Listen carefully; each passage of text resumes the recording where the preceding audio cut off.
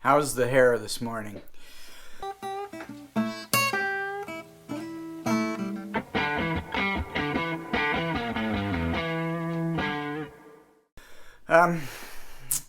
The GoPro 9 versus the GoPro 7. I'm just going to refer to them as the 9 and the 7. Yes, the 7 is the black version, but I don't think anybody buys anything other than the black version. Anyways, I have been watching this guy on YouTube. His name is Danny Black, and he's I think he lives in Australia. Anyways, he's done a video comparison of the 7 against the 9, and is it worth going from the 7 to the 9? The reason in my opinion, that the 8 doesn't come into question is because the 8 had a few really bad drawbacks. Number one, you couldn't remove the lens if you scratched it. You would have to send it in or dismantle it. Actually, I'm not even sure how you would resolve that issue if you scratched the lens on the 8. But the 7 you can, and the 9 you can. Physical differences. One thing I liked about the 7 that I don't like about the 9, and I've got the 7 here. I'm filming on the 9 actually, and there's a reason for it. So I've got this in a Ulanzi harness because that allows me to use the GoPro audio adapter. But one physical thing on the 7 is the battery and the SD card are contained down here, and if you want access to your USB-C, and I think that's mini HDMI out, it's in a separate door. I like that. Why they went away from that on the 9, I don't have the answer. So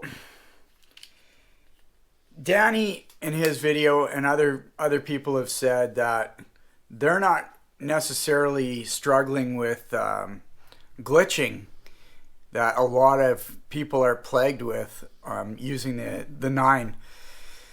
In my experience, for what I use my GoPros, cycling, running, motorcycling, talking head, stuff like this, the videos I do in my car, I have had at least 20 to 25 freezes and glitches with the GoPro 9. Yes, I'm running the current firmware. All that is, I always take care of the software end of it first before I speak about experiences of the hardware.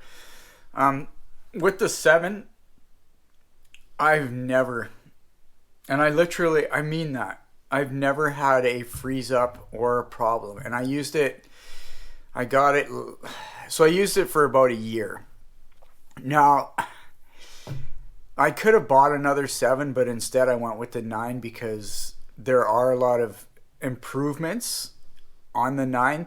The Hyper Smooth version 3 with boost. I mean, it's just incredible the stable footage you can get, and especially if, like, I do a lot of gravel biking and running, and I can handheld those cameras while I do all that stuff, and it's so smooth. The 7 does it too, but not as good as the 9.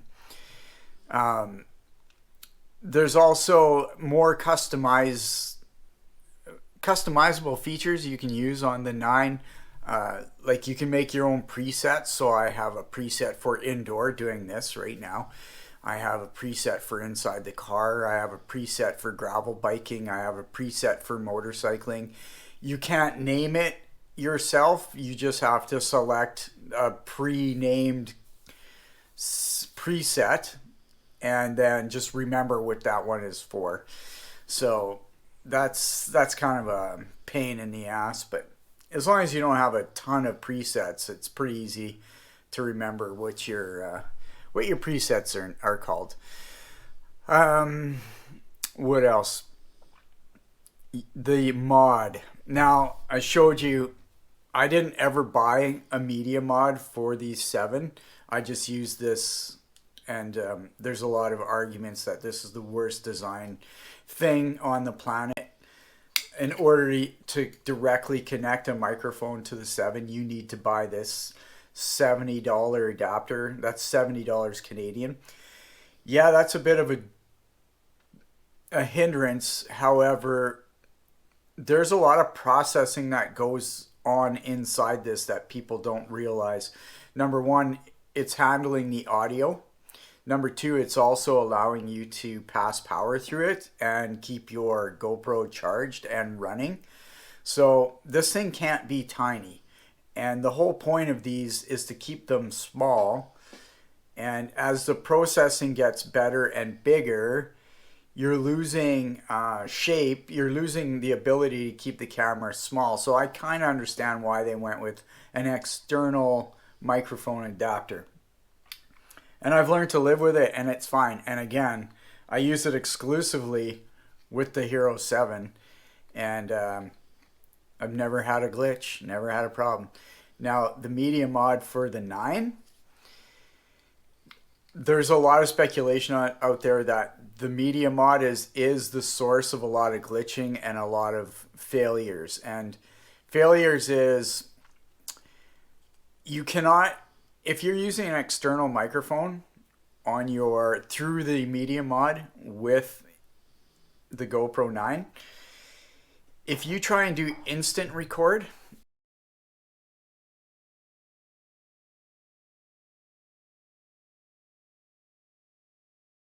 it'll freeze. It'll freeze 9 times out of 10. That is just absolutely unacceptable. I often will use a lavalier mic connected to the media mod or my Sennheiser MK200. And that's what I'm using right now. So you have to power up the camera first and then hit record. But if you hit instant record without powering up the camera first, it'll fail. You'll think you're recording, or it'll just outright glitch and fail, or you'll think everything's working. You'll do a video, get home, throw it on your editor, and all of a sudden there's no audio track. That's happened to a lot of people. So I think that is a huge unacceptable problem. Why that exists. There's a lot of comments out there, well, why use an external microphone when the media mod has its own directional microphone? Yes, that's true. And to keep the form factor down, I do just use that. But I only use that when I'm cycling or running or motorbiking. When I'm doing anything else, like talking head like this or in the car, I want an external microphone because I want the best audio I can get. So I don't rely on the media mod. So that is a big crappy situation. So is it directly related to the 9, or is it a combination of the 9 and the media mod? I don't know. I would say it is a combination of which. Now, if it got bad enough, I do have a Ulanzi case for the Hero 9, and I can just swap over this microphone adapter and go that way and avoid using the media mod. I don't want to have to. I mean, it's a accessory made by GoPro to work with GoPro. Why there are so many issues, it's mind-boggling. And I'm all over the map with this because I'm just thinking as I go along, what's the differences, and is it worth going up from the 7 to the 9? So where I bought this at Costco, and they had marked the bundle down to $300 to liquidate them. So that's why I went with the 7 at the time instead of the 8, and I'm pretty happy I did. The Hero 9 in Canadian dollars is $620. So that's twice the price of the 7. Is it worth it? I would honestly say yes. Now, you might think, listing all these glitches and drawbacks, I would have said no, but all the improvements of the 9, if you can ignore those little workarounds and those glitches, they are incredible. You have, like I said, I listed already, you can have all these presets. Your bit rate is controllable now. You can have standard or a high bit rate. You can go narrow. You can go linear. You can go linear with horizon lock on there. So the horizon lock is, if you turn it on, you can tilt the camera about that much. I think it's like 32 degrees, and the image will stay level. A lot of people complain that if you have that on, you're zooming in a little bit, you're cropping. But if you're aware of that, it's definitely usable, and I don't find that it's a knock against having linear with horizon leveling turned on. And then you have your wide, and then you have your super wide, and they're all very good. Something they've also done, going back to horizon leveling and mods, you can get this lens mod for the Hero 9 called the Max Lens, and again, it's $100. The media mod's $100. You don't need the media mod to use the lens mod, thankfully. Shockingly not. So you can put the Max Lens on there and turn on horizon leveling, and that will allow you to rotate the camera 180 degrees, doesn't matter, and the image you see will stay perfectly level. Now, that is a pretty fantastic feature that the 7 just can't do. If you do a lot of let's say water sports, snowboarding, mountain bike, aerials, anything basically acrobatic, and you want the ultimate like angles and stabilization, you have to buy that. No, you don't have to. You should buy the lens mod. It is just absolutely a game changer in that respect. Also, if you don't want to just use the horizon leveling, what it does is it allows you to use a wider field of view and have stabilization boost turned on. And let me explain that. Without the lens mod, if you use super view and have stabilization turned on as high as it can go with boost, you lose image, which again, it's not a bad thing. But if you throw the lens mod on, that allows you to have a super wide view and super smooth, I'm saying super a lot, very good stabilization. So those are a lot of features that are valuable to a lot of people that using this as their primary video camera. And the 7 just doesn't have them. What else? That's really it off the top of my mind. Oh, I digress. The biggest, well, not the biggest, one of the most desirable features, I don't use it, that the 9 uses, it's got now a forward-facing screen on the camera that will allow you to see yourself, to see if you're in the shot, if you're composing it right, if you're not blowing out the highlights or underexposed. And you can customize what it's showing you on the front, which is nice, and it's a backlit screen, so you can see it a lot. The reason I don't ever use the feature to see myself, this is a GoPro, you guys, okay? The field of view on these things is huge. If you cannot make sure that you're in the shot with a GoPro, I don't know, man. You have to be able to. This thing, even on the narrow setting, it shoots so wide. You would have to be like 4 feet over that way not to be in the shot. So that aspect, it doesn't really appeal to me. I have very poor I'm farsighted. So to see the information, to see my image and the on-screen information, I need glasses. I don't want to wear them just for that. So it's a feature that's available. I don't use it. I just put on straight data information in big numbers, so at a glance I can see what's going on. What else? What else is there advantage of? The GoPro 7 does not come with feet, mounting feet. I call them feet. You have to use a case of some sort that has the feet built in. I don't really mind that. Okay, keeps the form factor really small and tiny. And this is my secondary camera, and when I'm cycling or running, I just always have it as a backup. I mean, look at that. It fits in your hand, no problem. The 9 have the feet built in, and you just pull them down when you need them and put them back up when you don't need them. It's good and it's bad.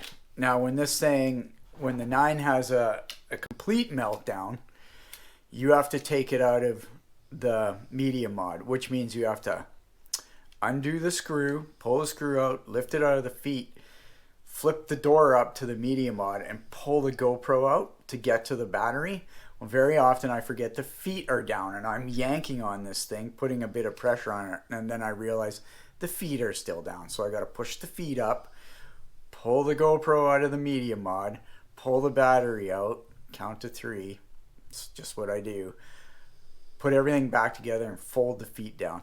It's just one extra step. So I get the convenience of having built-in feet. If they ever break, they've built it, designed it, engineered it in such a way that you can actually remove those feet if you want to, and then replace them, which is good.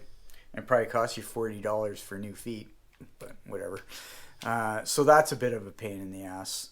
And like I just described, when your GoPro has a complete meltdown, disassembling the media mod so you can pull the power source, that's a pain in the ass. And it's something I've spoken about in past videos. Still, I think the GoPro Hero 9 is, it's not even the Hero 9, is it? Do they call it the Hero 9? I should know these things if I'm talking about them. I think it's worth the upgrade. I would tell anybody out there that there's going to be glitches, there's going to be problems, there's going to be headaches, but overall, the camera is fantastic. What it can do is fantastic. Yeah, and $600 is worth it. If this is something you're going to use constantly, like I use, every day I use this. Here's another thing that everybody brings up, and it's a very good point.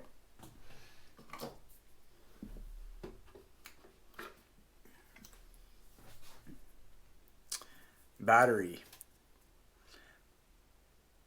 GoPro 9, GoPro 7.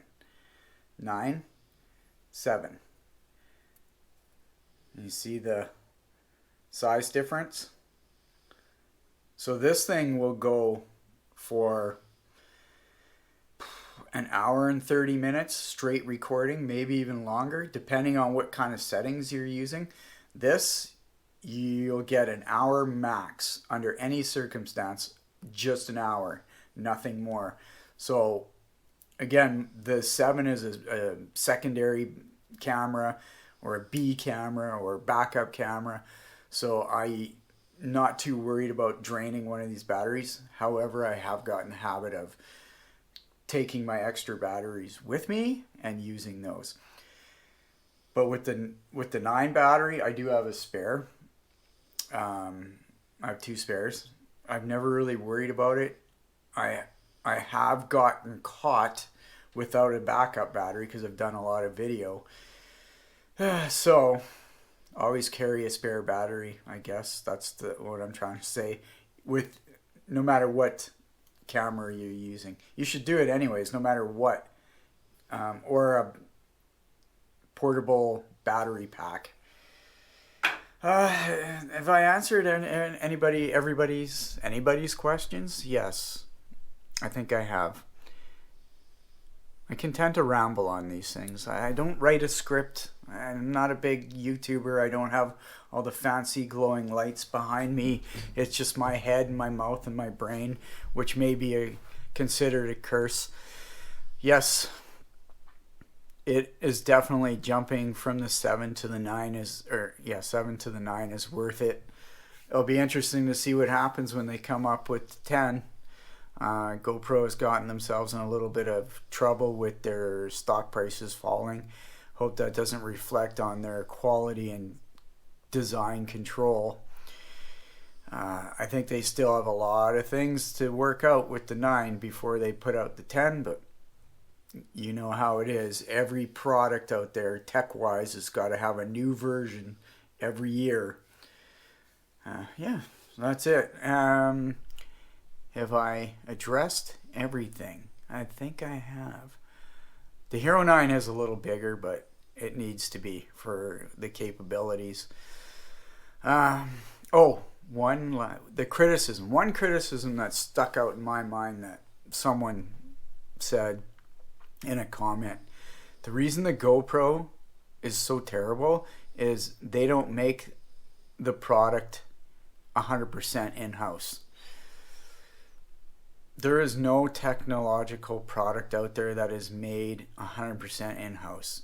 Even Apple, who are notorious or infamous or famous for making almost their entire product line in-house, they don't even do it. GoPro certainly doesn't. This lens is made by Sony that you're seeing all this through. It's a Sony lens. I'm sure the chipset is Samsung or LG. To use that as an argument why the GoPros are terrible is it just shows pure stupidity and ignorance. No electronic gizmo gadget out there these days is made entirely in-house. It's impossible. These things would cost thousands and thousands of dollars if that was the case. Okay. I think I've hit everything. Thanks for watching. Thanks for hanging in there if you're still there. I know I went off quite long. Oh, there we go. All right. Thanks for tuning in. That's me done, finally.